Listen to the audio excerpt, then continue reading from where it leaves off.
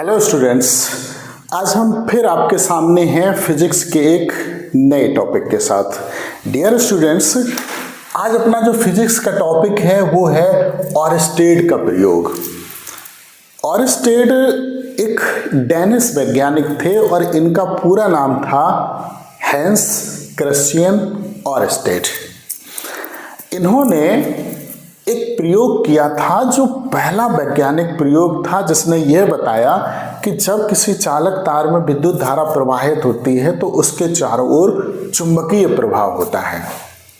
जी हाँ, उससे पहले सिर्फ और सिर्फ वैज्ञानिकों और आम जनता का सबका यह मानना था कि जब आवेश स्थिर अवस्था में होता है तो उसके चारों ओर वैद्युत क्षेत्र होता है, इलेक्ट्रिक फील्ड होता है, और चुंबक के चारों ओर चुंबकीय क्षेत्र होता है। बस इतनी सी बात थी।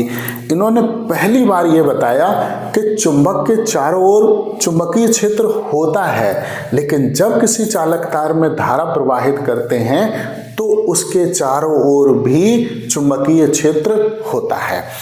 डियर स्टूडेंट्स, ऑरस्टेड के प्रयोग के अनुसार जब हम किसी चालक तार में विद्युत धारा प्रवाहित करते हैं और उस चालक तार के पास में हम कंपास सुई को लाते हैं, जी हाँ, कंपास निडल को लाते हैं, तो कंपास निडल विक्षेपित हो जाती है।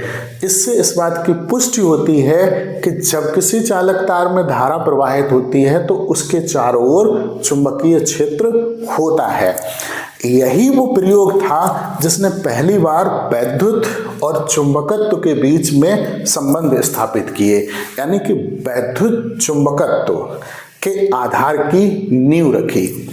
डियर स्टूडेंट्स, हम आपको एक बात बताना चाहेंगे।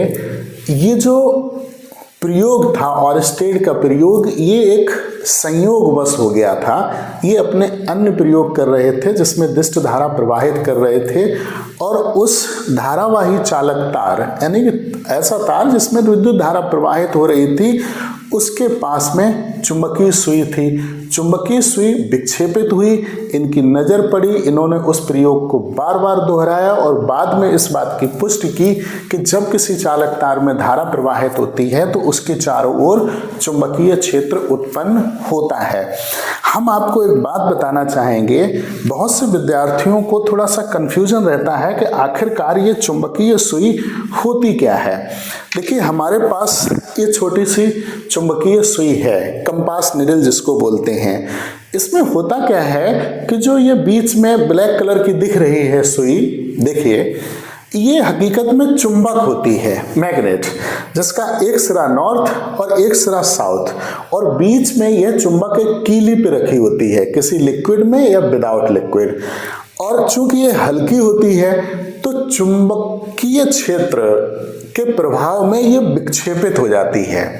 जैसे चुंबक के पास खिंचती है, घूमती है, बिल्कुल वैसे ही अगर कोई चुंबक नहीं है, इसके पास कोई चुंबकीय क्षेत्र नहीं है, तो पृथ्वी के चुंबकीय क्षेत्र की वजह से ये उत्तर और दक्षिण दिशा में ठहरेगी।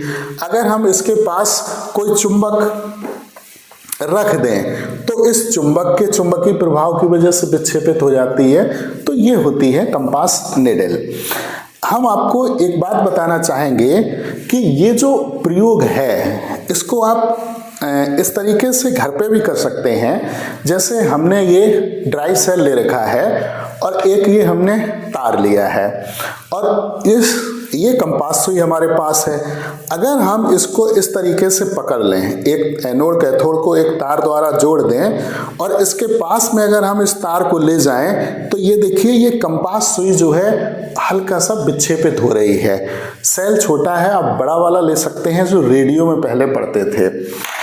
इस तरीके से ये प्रयोग आप घर पर भी कर सकते हैं। कई शॉर्ट वीडियो भी हमने बनाए हैं जिसमें ये प्रयोग दिखाया गया है। आप एक साथ 2 सेल को भी जोड़ सकते हैं तो और अच्छा विक्षेप आएगा, 3 सेल जोड़ दें तो और अच्छा विक्षेप आएगा।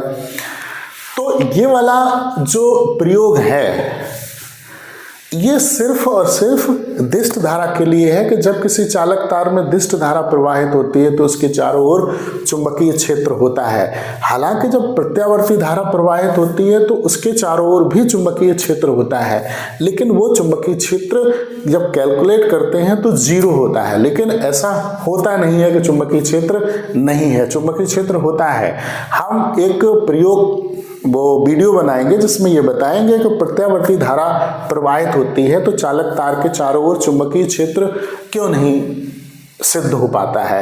यानी कि अगर हम बिजली का ऐसा तार ले लें जिसमें प्रत्यावर्ती धारा प्रवाहित हो रही हो और उसके पास में अगर हम कंपास सुई रखें तो वो विक्षेपित नहीं होगी। दिष्ट धारा जब प्रवाहित हो रही होगी तो वो सुई विक्षेपित होती है। डियर स्टूडेंट्स, अब आइए देखते हैं ऑरिस्टेड का जो ये प्रयोग है, इस प्रयोग के लिए हमने ये 3 चित्र बनाए हैं। इसमें आप पहला वाला चित्र देखिए, ये वाला। पहले हम इसका पुर्जा आपको समझाते हैं। देखिए ये कुंजी है, ये दाब कुंजी है। यहाँ पर अगर हम इसको दबाएं तो यहाँ पे टच हो जाएगी तो धारा प्रवाहित होने लगती है।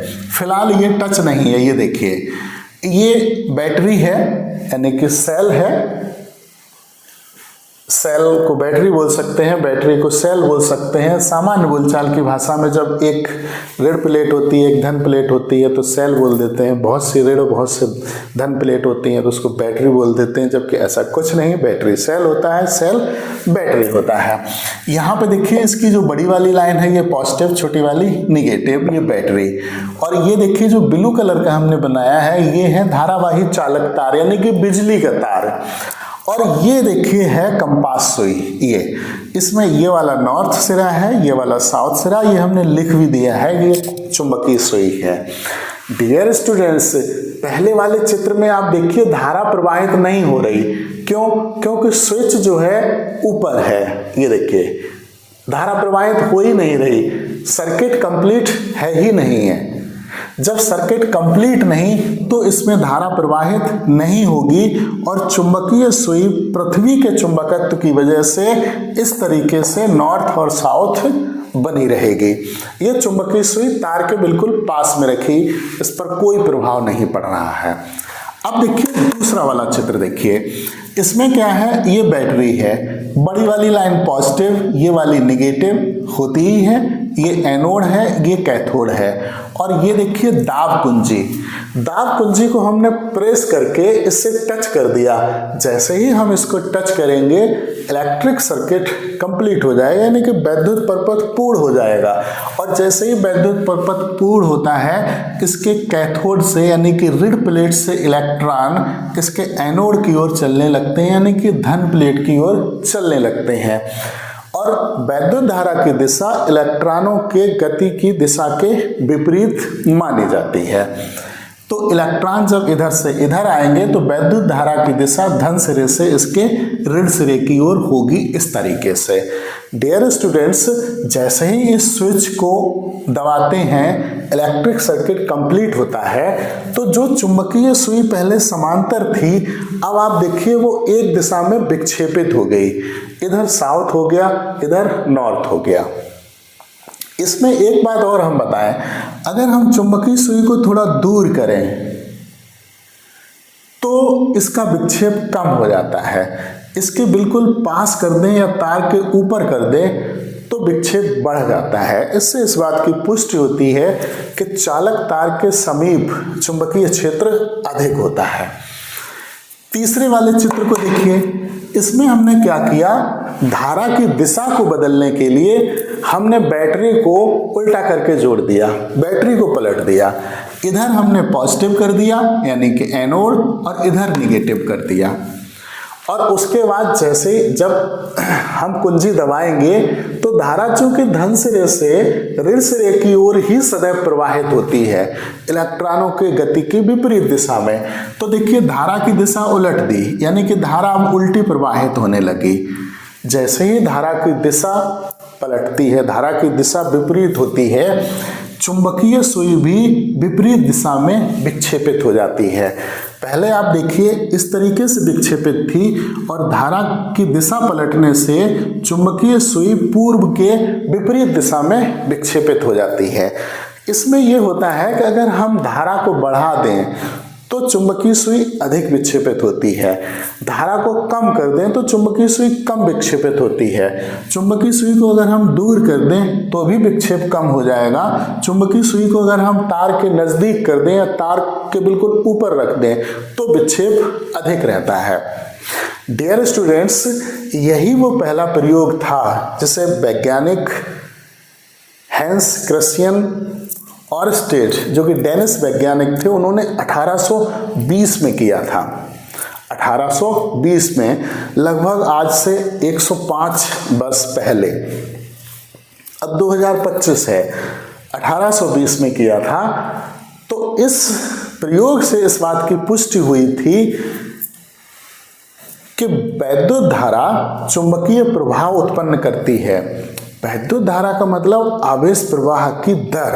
आवेश प्रवाह की दर का मतलब गतिमान आवेश, यानी कि गतिमान आवेश अर्थात वैद्युत धारा चुंबकीय प्रभाव उत्पन्न करती है। इससे पहले क्या मानना था कि आवेश अगर किसी चालक पर स्थिर अवस्था में है तो उसके चारों ओर वैद्युत क्षेत्र होता है, यानी कि ओनली इलेक्ट्रिक फील्ड। और मैग्नेटिक फील्ड यानी कि चुंबकीय क्षेत्र कहाँ होता है? चुंबक के चारों ओर होता है चुंबकीय क्षेत्र। लेकिन वैज्ञानिक हैंस क्रिश्चियन ऑरस्टेड ने बताया कि चुंबक के चारों ओर जिस तरीके से चुंबकीय क्षेत्र होता है, ठीक वैसे ही जब किसी चालक तार में वैद्युत धारा प्रवाहित होती है तो उसके चारों ओर भी चुंबकीय क्षेत्र होता है। आगे चलकर मैक्सवेल ने विद्युत चुंबकीय तरंग सिद्धांत दिया और उन्होंने ये बताया था कि जब किसी चालक तार में वैद्युत धारा प्रवाहित होती है तो उसके चारों ओर चुंबकीय क्षेत्र और वैद्युत क्षेत्र दोनों उत्पन्न होते हैं। दोनों एक दूसरे का पोषण करते हैं, यानी एक दूसरे के पोषक होते हैं, जिससे कि विद्युत चुंबकीय तरंग उत्पन्न होती है। इस पर डिस्कस आगे किसी दिन करते हैं। Thank you.